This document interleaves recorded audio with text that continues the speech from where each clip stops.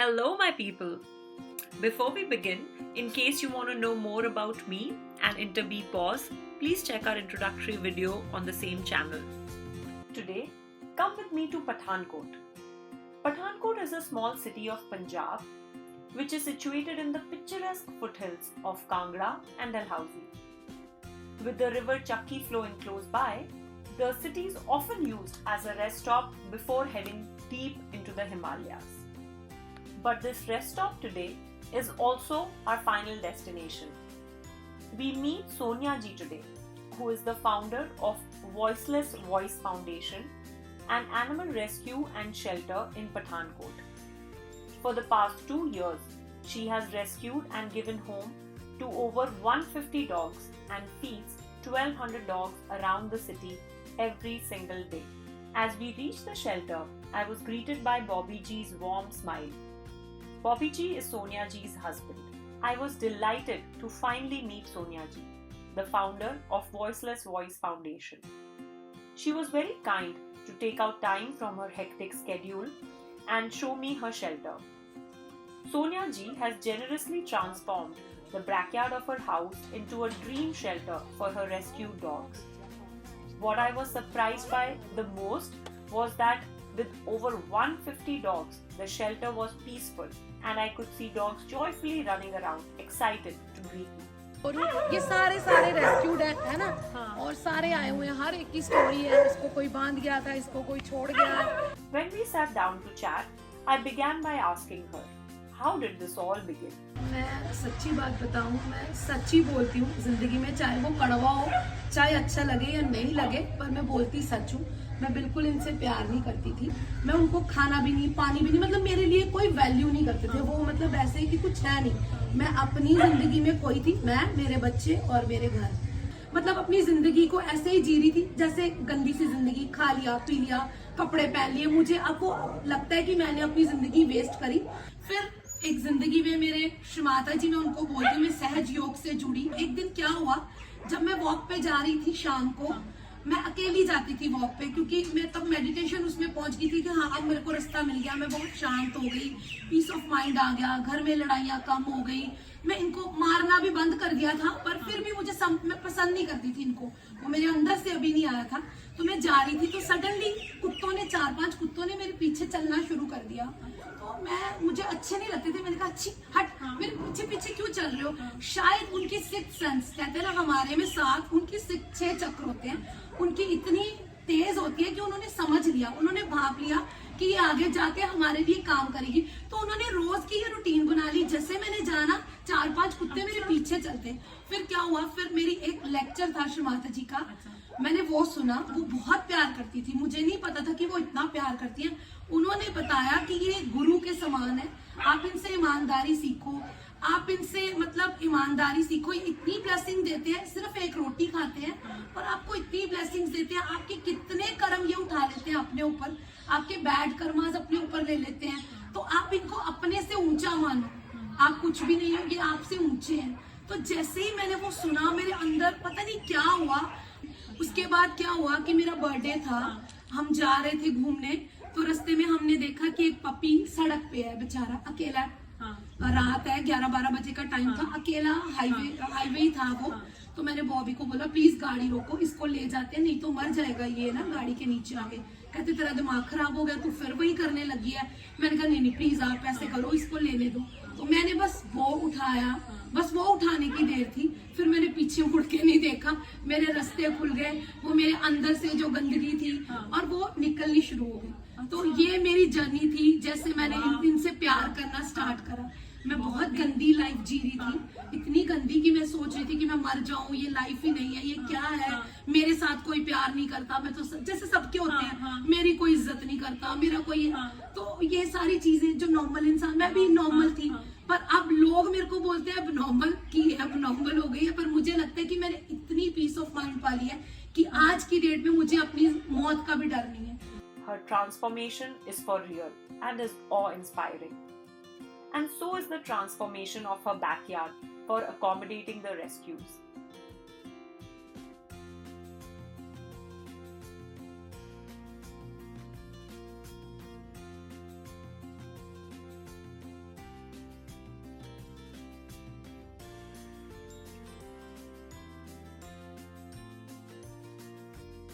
A small bedroom and kitchen are also transformed to take care of cases that need special attention. How does she manage all this?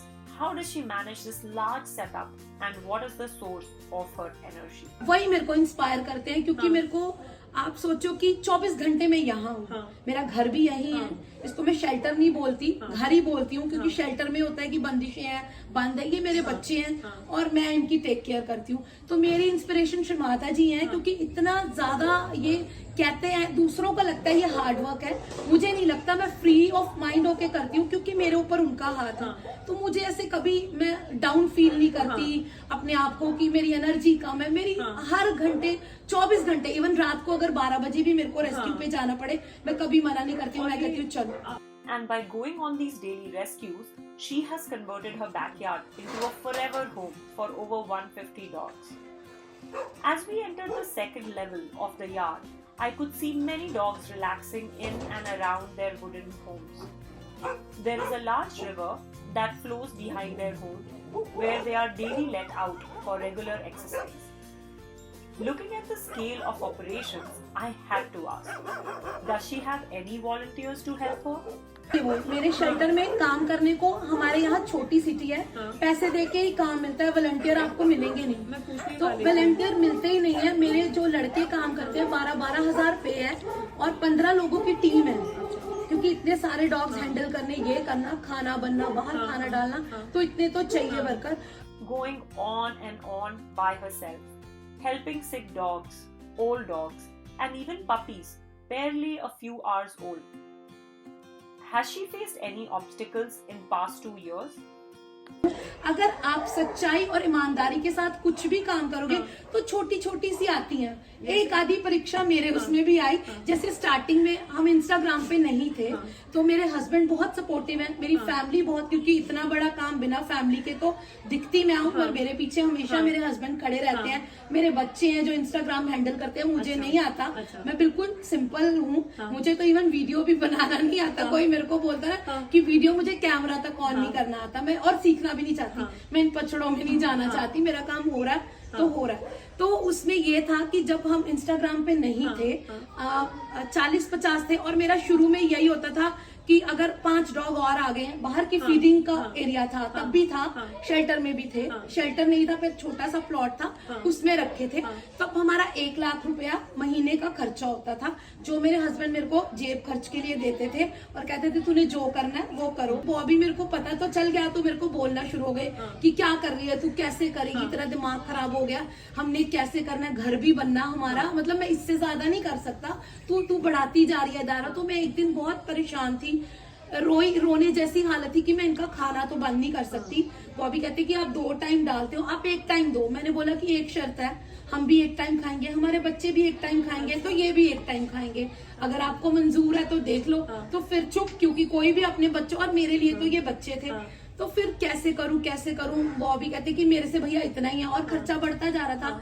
तो बताने वाली चीज नहीं है पर मैं बता रही हूँ कि शायद ईश्वर ने वो मेरी एक मंशा देखनी थी कि इसने क्या करना है, इस खाने में कटौती करेगी, क्योंकि तब हालात ऐसे हो गए थे कि कुछ करना पड़ना था। या तो मैं खाने में कटौती करती या फिर इनको कहीं बाहर छोड़ती जो मेरे पास आगे की खर्चा कम हो। मैं इन दोनों चीजों के लिए रेडी नहीं थी। ईश्वर दिमाग से कभी सोचती नहीं थी। ठीक है, मेरे पास मेरी ज्वेलरी पड़ी थी 15 लाख रुपए की, मैंने वो दे दी।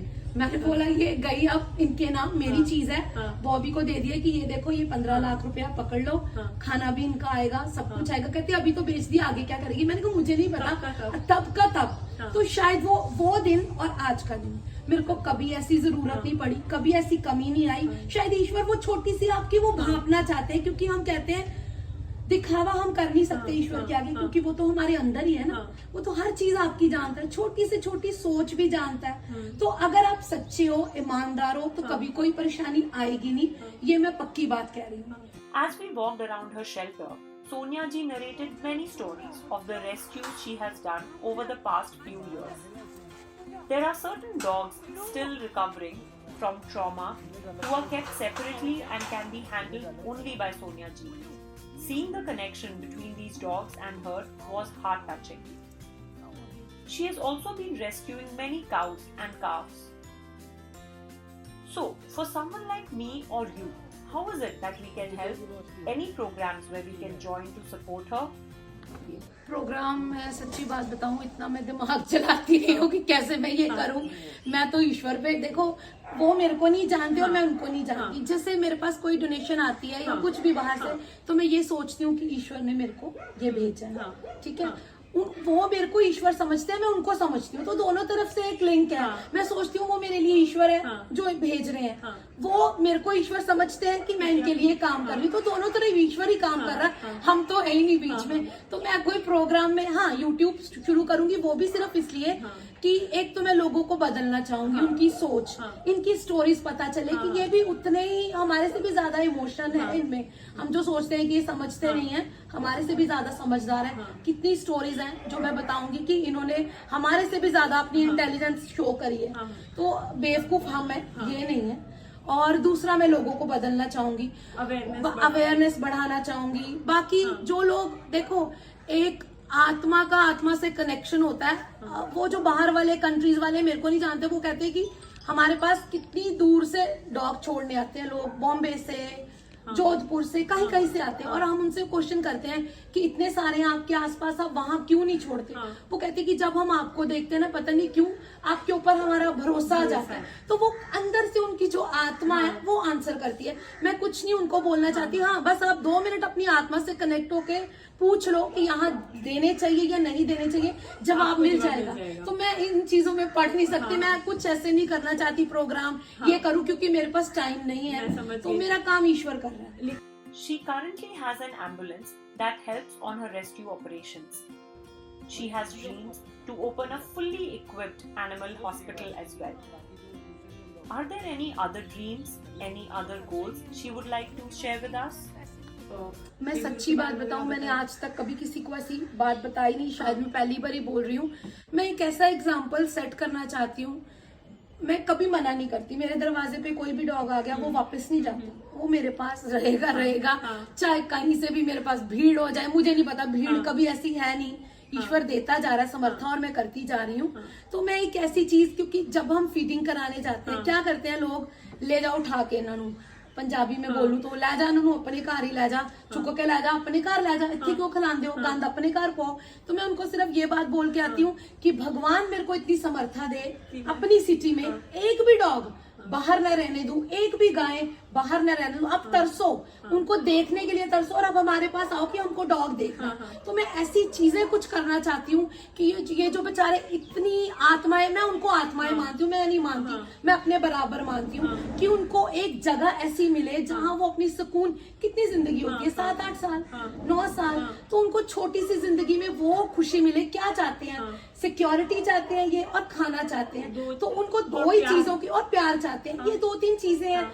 इंसानों जैसे इनकी लंबी लिस्ट तो है नहीं, तो हम कुछ ऐसा करें, ऐसी छोटी छोटी सिटीज बनाए जहाँ ये रहे, इनका राज हो, खुद से घूमे फिरे, जो मर्जी करें। तो मेरा ये एक ड्रीम है, और मुझे लगता है ईश्वर जरूर पूरा करेगा, क्योंकि मैं इनके लिए इतना सोचती हूँ, वो मेरे से भी ज्यादा सोचता है, तो ये जरूर पूरा होगा। अगर कोई भी लोग मेरे को देख रहे हैं, या जहां तक मेरी ये बात जाएगी, तो प्लीज मेरे को इस वाले कॉज में जरूर हेल्प करो, क्योंकि ऐसा एक, पहले तो मैं पठानकोट में स्टार्ट करूंगी, फिर धीरे धीरे मैं सारी जगह, ऐसा इंडिया में बहुत जरूरत है ऐसा काम करने की। तो मैं जरूर ऐसा करना चाहूंगी जहां इनका ऐसा प्लेस हो, मतलब कभी बंद ना हो, दरवाजे हमेशा खुले रहे, कोई कहीं से भी आ जाए। What a beautiful dream. A mini city for animals where they can live safely and roam around freely. Looking at her rich experience, I had to ask her next. What will be her advice for other animal rescuers on a journey just like hers? कि अपने अंदर कभी ऐसी ego मत लाने देना कि मैं कर रहा हूँ, ठीक है। ये बहुत बड़ी ब्लेसिंग्स होती है ईश्वर की, जो आपसे ये काम करवा रहे हैं। क्योंकि क्या होता है, जब हमारे फॉलोअर्स बढ़ते हैं, थोड़ा सा हमारे को ऐसा मिलता है, या लोग हमारे अंदर एक, मैंने कईयों को देखा है, मैंने ऐसे हमारे यहाँ पे भी काम करते थे, तो एक उनमें ना ईगो सा आ जाता है, वो अपने आप को सोचने लग जाते हैं कि असी ये भी करिए, असी वो भी करिए, मैं ये कभी मत लाने देना। और अपने से ऊपर इनको सोचना, अपने को नीचा सोचना, इनको ऊपर सोचना, ठीक है। अपने से ज्यादा खाना आप अपना बाद में खाना, इनको पहले देना। अपनी नींद भी साइड पे कर लो, अपनी रिश्तेदारियां भी साइड पे कर लो। इतना अगर आप अपनी जिंदगी में कर सकते हो तो फिर आपको कोई प्रॉब्लम नहीं आएगी। ये सारी मोटी मोटी मुझे लगता है ये चीजें, बाकी तो आता रहता है। ये अगर आप करने के लिए तैयार हो, आप उन्हीं लोगों को बढ़ावा दो जो इनको, उन्हीं को वैल्यू दो जो इनको प्यार करते हैं, बाकियों को अपनी डिक्शनरी से निकाल दो। ठीक है, 24 घंटे अपने इनको देने के लिए तैयार रहो, अपने से ऊपर इनको मानो, अपने खाने पीने का भूल जाओ, इनका पहले देखो, उसके बाद समय बचता है तो अपना खा लो। अगर इतना सब कुछ कर सकते हो तो स्टार्ट करो, तब शुरू करो। क्योंकि हम कर तो लेते हैं, आजकल ये फैशन है उसमें डालने का कि हम इंस्टाग्राम में, क्योंकि मुझे लगता है कि उस एनजीओ, बहुत सारे हैं एनजीओ हैं, पर उसमें भी सच्चे कौन है मुझे लगता है बहुत कम है। बहुत सारे तो पैसे के पीछे भाग रहे हैं, दिखावे के लिए कर रहे हैं। तो ऐसा मत करो प्लीज, और पाप लगेगा। और आपकी जिंदगी, जो कहते हैं ना हमारे को प्रॉब्लम आ रही है, ये आ रही वो आ रही, वो अपने अंदर झांक के देखो, कहीं ना कहीं कमी आप में है तो आपको प्रॉब्लम आ रही है। जो सही दिल से काम करेगा ना उसको कभी कोई प्रॉब्लम नहीं आएगी। Golden words. Talking to her during the day, I also realized one more thing. She has a very deep spiritual motivation behind her work. मैं रोज, जो मेरे बच्चों की तरह जिनको मैं पालती हूँ, मैं रोज अपने हाथों में मरते हुए देखती हूँ उनको।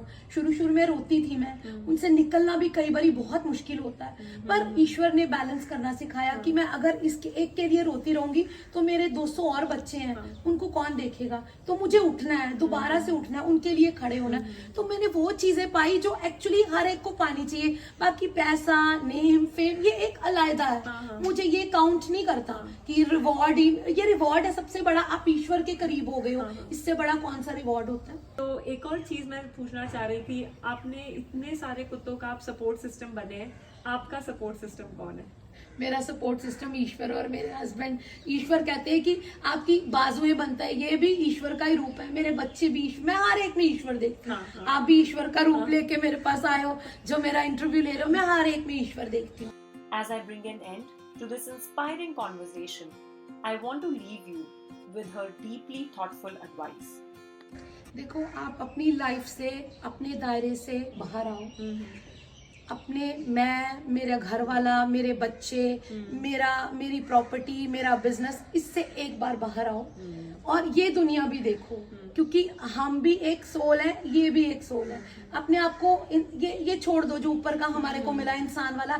जब आप अपने को उनके उसमें मानोगे ना तो आपको बहुत सारी चीजें मिलेंगी समझने के लिए। तब आपको जिंदगी में कोई दुख नहीं रहेगा, आप डिप्रेशन में नहीं आओगे, आप नेगेटिविटी आपकी दूर होगी, जो हर कोई चाहता है, असली पीस पाना चाहता है। तो जब आप अपने थोड़ा सा दायरे से निकलो, मेडिटेशन करना बहुत मुश्किल है क्योंकि सभी कहते हैं कि मन नहीं लगता, ये नहीं करता, तो छोटे छोटे ये नेचर से जुड़ जाओ। जब आप इससे जुड़ोगे आपको बहुत सारी चीजें ऐसे ही पता चल जाएंगी जो मेडिटेशन से मिलती है। तो दोनों चीजें हैं, आपको जिसमें अच्छा लगता है अब वो करो, इसको करके बहुत कुछ पालोगे। कि जो तपस्वी या संत हिमालय पर्वत जाते हैं, तपस्या करके पाते हैं ना, उनको ज्ञान अर्जित होता है, उनको निर्मोह हो जाते हैं। इन्होंने मेरे को अपने बीच में रह के मुझे एक तपस्वियों जैसी फीलिंग ला दी। आज की डेट में मुझे किसी चीज का फेयर नहीं है, मुझे किसी चीज की डर नहीं है, इच्छा नहीं है, किसी को कुछ नहीं कहना, ना मेरे लिए कोई बुरा, ना मेरे लिए कोई अच्छा, मतलब कुछ भी नहीं है मेरे लिए। ईश्वर और ये, बस ये दो चीजें हैं। Thank you so much, Sonia ji, for doing what you do and the path you show us. As I leave, I realized that Sonia ji today not only shared with me her work, but also shared with me the answer to a question we have all been asking: how to find peace and true happiness. Till we meet again.